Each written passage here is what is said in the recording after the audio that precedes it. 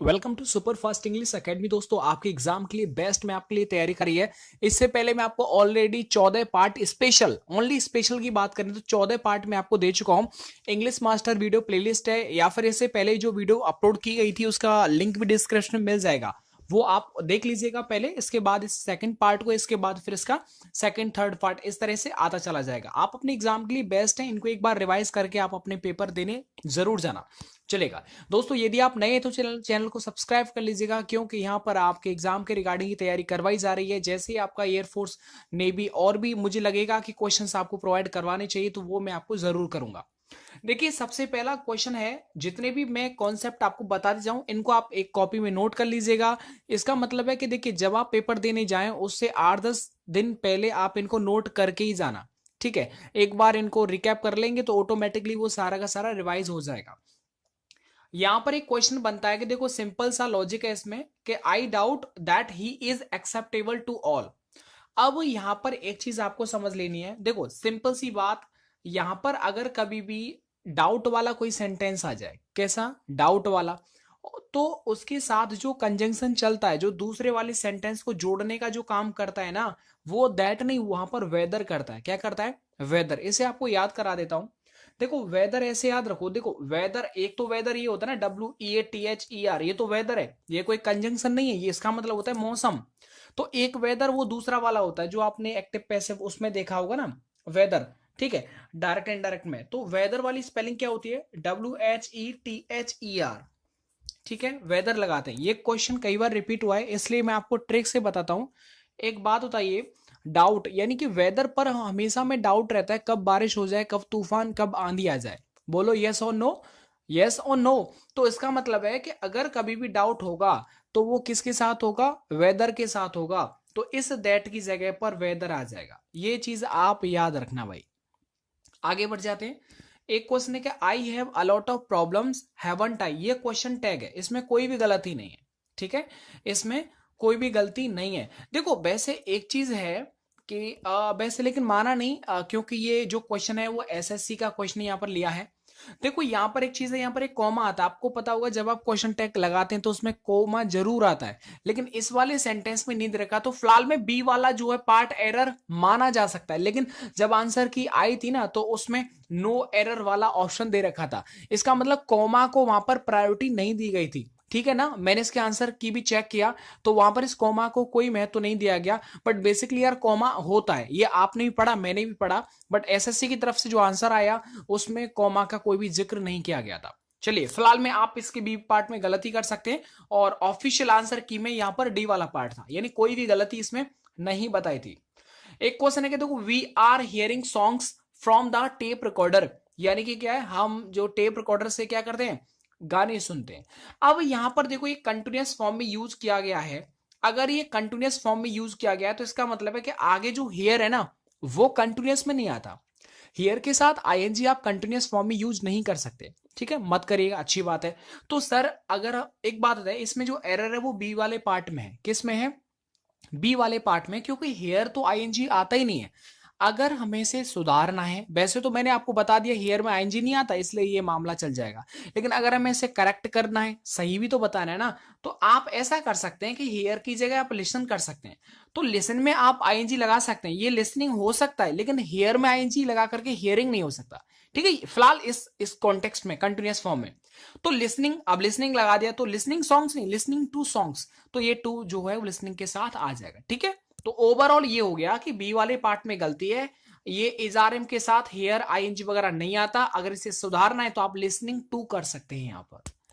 आगे तीसरा है कि a holy man accepts with all the humanity in the world whatever God has provided him. एक चीज बताओ आप कि अनकाउंटेबल, पहले अनकाउंटेबल यदि कोई नाउन है तो उससे पहले देखो, कोई भी एब्स्ट्रैक्ट नाउन हो जाए तो एब्स्ट्रैक्ट नाउन से पहले आपको द का यूज नहीं करना होता है। बोलो, ये आपने पढ़ा होगा आराम से, खूब जोरों शोरों से पढ़ा होगा कि ह्यूमिलिटी, जो इसका मतलब होता है, ह्यूमिलिटी का मतलब होता है नम्रता। क्या होता है? नम्रता। तो ये एक एब्स्ट्रैक्ट नाउन है। तो एब्स्ट्रैक्ट नाउन जो होता है वो अनकाउंटेबल नाउन होता है। तो एक चीज एक और याद रखना कि देखिए, ऑल के साथ अगर कोई अनकाउंटेबल नाउन आए तो आप दा का प्रयोग मत करिएगा, लेकिन अगर ऑल के साथ अगर कोई काउंटेबल नाउन आए तो आपको दा का यूज करना है। देखो बच्चों कितना अच्छा क्वेश्चन पूछा उसने। वहां पर बच्चों को ये सबको पता होता है, मैंने भी रूल बताया था कि ऑल द, ठीक है, मतलब ऑल के साथ द आता है, लेकिन मैंने ये भी बोला था कि वो काउंटेबल नाउन होना चाहिए। अगर देखो अनकाउंटेबल थोड़ा सा मिस्टेक किया तो बच्चों ने अगर ये नहीं पढ़ा है तो वो गलत कर जाएंगे। अनकाउंटेबल मतलब एब्स्ट्रैक्ट नाउन है, इससे पहले दा का यूज नहीं करते। तो देखो यहां पर इस तरह से मामला सेट हो जाएगा, कोई गलती तो नहीं है ना। आप देखो समझते जाइएगा तो आपको प्रॉब्लम नहीं होगा, ठीक है, चलेगा। तो ऑल के बाद द का यूज नहीं करेंगे। आगे है the teacher asked him which English novel did he like to the most. ये चीज आपको समझ लेनी है। ये देखो फिक्स आपको मैं बता दूं, आपने अगर डायरेक्ट इनडायरेक्ट पढ़े होंगे तो उनमें एक चीज आपने पढ़ी होगी कि अगर बीच में जो भी हमने अगर कोई भी कंजंक्शन प्लस नाउन ये लगा दिया ना, तो इसके बाद जो सेंटेंस चलेगा उसमें वो उसकी शुरुआत हमेशा सब्जेक्ट से होगी, ना कि वर्ब से। बोलो, क्योंकि आपने देखो जब आप डायरेक्ट इनडायरेक्ट पढ़ते हैं ना, तो इफ लगा दो, वेदर लगा दो, तो उसके बाद डायरेक्टली सब्जेक्ट आता है ना कि वर्ब आता है वो। क्योंकि देखो यहां पर आपने कंजंक्शन लगा दिया, कंजंक्शन के बाद सेंटेंस नेगेटिव हो सकता है, सिंपल हो सकता है, पॉजिटिव हो सकता है, लेकिन इंटेरोगेटिव नहीं हो सकता। तो इंटेरोगेटिव कैसे बोला मैंने, देखो बच्चे क्या करेंगे यहां पर, वो सोचेंगे वो विच स्कूल विच क्लास ऐसा आता है, तो उसके बाद तो सर हेल्पिंग वर्ब आती है ना, मतलब which class, in which class do you study, ऐसे करके आता है। लेकिन वो सर ओनली इंटेरोगेटिव क्वेश्चन होता है, यहां पर ये इंटेरोगेटिव है ही नहीं। सर जी आपको कैसे पता चला? अगर ये इंटेरोगेटिव होता तो क्या लास्ट में ये क्वेश्चन मार्क नहीं होता? बोलो, नहीं है। इसका मतलब ये हुआ कि ये जो WH वर्ड प्लस नाउन दे रखा है ये कंजंक्शन है, यहां पर ये जोड़ा गया है। जब कंजंक्शन आ जाता है लास्ट में, अगर क्वेश्चन मार्क नहीं आ रहा है, तो आप समझ लेना कि इस कंजंक्शन के बाद सीधे सीधे आपको सब्जेक्ट यूज कर देना है। गलती मत करना, क्योंकि आपका 1 नंबर चला जाएगा। ये छोटी छोटी मिस्टेक्स होती हैं, बस इनको आप समझते आना। एक बार मैं रिवीजन करवा दूंगा, चिंता मत करना। आगे देखो एक क्वेश्चन है इसमें, student must give the ear to what the teacher tells them. Sir ये वाला कॉन्सेप्ट काफी अच्छा है, समझ लेना चाहिए आपको। देखो ये ना, ये जो कॉन्सेप्ट बना हुआ है ये पूरा का पूरा एक फ्रेज होता है। फ्रेज का मतलब होता है कि ध्यान देना, इसका मतलब है स्टूडेंट मस्ट, देखो ये दा की जगह पर एन आना चाहिए। ऐसा क्यों बोला? क्योंकि गिव एन एयर का मतलब होता है ध्यान देना, ये पूरा फ्रेज है, तो फ्रेज बिल्कुल फिक्स होती है ना, उसमें आप गलती नहीं कर सकते। तो उसने क्या कर दिया कि फ्रेज को ही मॉडिफाई कर दिया, वहां पर एन की जगह पर उसने दा लिख दिया और बोल दिया कि एरर इसमें छांटिए। तो याद रखना गिव एन एयर का मतलब होता है ध्यान देना, जो ये पूरा का पूरा फ्रेज है, ठीक है। तो द ईयर टू की जगह पर एन ईयर टू यहां पर एग्जैक्ट आंसर हो जाएगा। चलिए आगे बढ़ जाते हैं। आगे और भी क्वेश्चंस, देखो क्वेश्चन तो इसमें काफी है, लेकिन वही है जो आपके लेवल है और आपका अच्छा मुझे लगा कि हाँ ये सारे क्वेश्चंस आपके एग्जाम के लिए बेस्ट है, तो वो बेसिकली आप इनको पढ़ लीजिएगा। आगे बढ़ जाते हैं एक बार और, चलो मैं फटाफट से रिवीजन करवा दूं आपको, चलो जल्दी से देखो। अगर डाउट किस में होता है बताओ? वेदर में। तो इसका मतलब है डाउट के बाद कंजंक्शन कौन आएगा? वेदर आएगा। एक बात और बताया था कि ये वो कॉमा वाला प्रॉब्लम था, बट आंसर की में डी वाला यहां पर दे रखा था। आगे बढ़ जाते हैं, एक और क्वेश्चन है इसमें, देखिएगा हियरिंग जो होता है वो कंटिन्यूस फॉर्म में नहीं होता। सर पहचाना कैसे कंटिन्यूस है? यार इजार एंड बॉजवर ये आईएनजी लगता है, ये कंटिन्यूस फॉर्म होता है ना, तो इसमें आप हियरिंग नहीं लगा सकते, इसकी जगह मॉडिफाई कर सकते हैं, लिसनिंग टू लिख सकते हैं यहां पर। आगे बढ़ जाते हैं। आगे एक और क्वेश्चन है कि देखो ऑल के साथ अगर काउंटेबल नाउन है तो दा लगेगा, लेकिन ऑल के साथ यदि वो अनकाउंटेबल नाउन आ रहा है तो दा मत लगाना। आगे बढ़ो। आगे एक क्वेश्चन और है कि देखो विच इंग्लिश नोवेल, ये पूरा का पूरा कंजंक्शन की तरह कार्य कर रहा है, तो इसका मतलब आगे जो भी आएगा वो सब्जेक्ट आएगा, तो इसको क्या डिड को हटा दो यहां से, अब ये पॉजिटिव बन जाएगा ना। देखो इस कंजंक्शन से पहले कौन सा टेंस है? पास्ट है ना, तो इसका मतलब कंजंक्शन के बाद जो चलेगा वो पास्ट चलेगा, तो ये पास्ट इंडेफिनिट, ये भी पास्ट इंडेफिनिट। जब यहां से हम डिड को हटा देंगे तो ये लाइक किस में चला जाएगा? लाइक्ड में चला जाएगा, तभी तो पास्ट हो पाएगा ना, वरना ये तो गलत हो जाएगा। आपने डिड भी हटा दिया और यहां पर ही लैक्स तो होता ही नहीं है, फिर वो ही लैक्स प्रेजेंट इंडेफिनिट होता, वो गलत होता। इसलिए बेसिकली इस डब्ल्यू से पहले पास्ट इंडेफिनिट है, तो इसका मतलब है कि इसके बाद जो सेंटेंस आएगा वो भी पास्ट इंडेफिनिट होगा। आगे देख लीजिएगा, मैंने ये पूरा फ्रेज बताया था कि गिव एन एयर होता है, गिव एन एयर टू का मतलब होता है किस, ध्यान देना, ठीक है। चलो आगे बढ़ जाते हैं। देखो इन अवर यंगर ईयर्स, ठीक है, अवर माइंड्स आर एंड सॉफ्ट, इसका मतलब है कि देखो इम्प्रेशनेबल, यानी कि यंगर ईयर्स में हमारा जो माइंड होता है ना वो कैसा होता है? एकदम सॉफ्ट होता है और इम्प्रेसिबल होता है।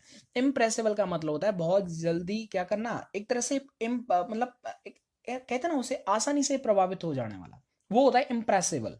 तो वही होता है, एकदम बहुत जल्दी आसानी से प्रभावित हो जाता है। एक देखिए, एक है इसमें अमेनेबल। अमेनेबल का मतलब होता है एकदम, कहते हैं ना, आसानी से कोई भी चीज स्वीकार करने वाला। ठीक है साहब, मेरी गलती है तो मैंने स्वीकार कर लिया।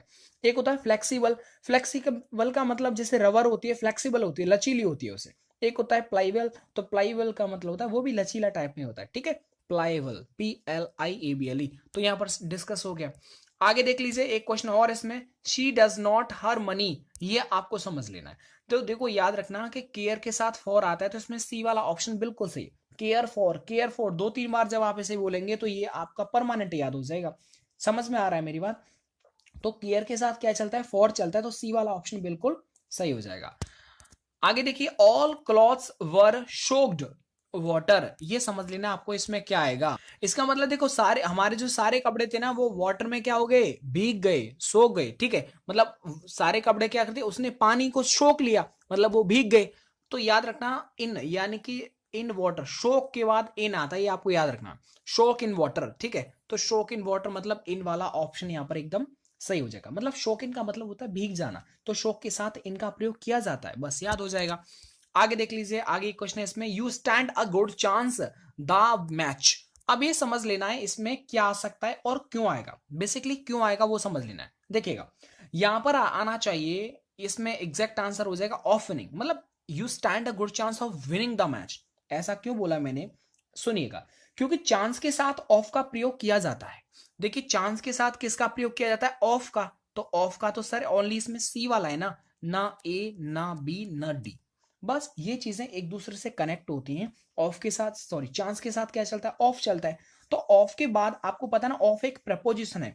ऑफ के बाद यदि कोई वर्ब आएगी तो वो जीरंड के फॉर्म में आएगी, क्योंकि प्रपोजिशन के बाद आने वाली वर्ब जीरंड की फॉर्म में होती है। तो इसलिए हमारा सी वाला एकदम सही हो जाएगा। ठीक है, आगे एक और क्वेश्चन में, all hell broken loose after the bomb blast. ये आपको समझ लेना है। समझ लेना ही नहीं है, ये पूरा का पूरा एक प्रोवर्ब है, वेस्ड है, पूरा प्रोवर्ब है। मतलब है ना, सब्र की भी सभी सीमाएं टूट जाती हैं। सब्र भी मतलब लिमिट टाइम होता है ना यार उसका।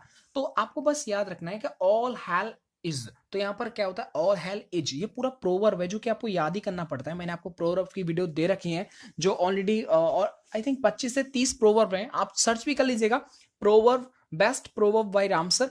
तो वो ओनली 25 से 30 हैं, बस उनको याद कर लेना, वहां से बाहर नहीं जाता है। तो दोस्तों मैंने यहां तक अभी आपको ये फर्स्ट पार्ट कंप्लीट करा दिया। इसके बाद जो रिमेनिंग, देखो सर क्वेश्चन काफी हैं अभी, तो चिंता मत करिए, काफी सारे क्वेश्चंस हैं, वो मैं आपको रिवीजन जरूर कराऊंगा इसके बाद वाली वीडियो में, यानी सेकंड पार्ट में। आप इनको देखते रहिए, एंजॉय करते रहिएगा, वीडियो को लाइक एंड शेयर करिएगा आप, और कमेंट करके बताइए आपको ये वीडियो कैसा लगा, पढ़ाई समझ में आ रही है या फिर नहीं आ रही, या फिर ओनली टाइम पास हो रहा है। अच्छा लगा हो तो लाइक करना, अगर बुरा लगा तो डिसलाइक करके कमेंट जरूर कर देना, ताकि सुधारी जा सके मिस्टेक। चलिए, धन्यवाद।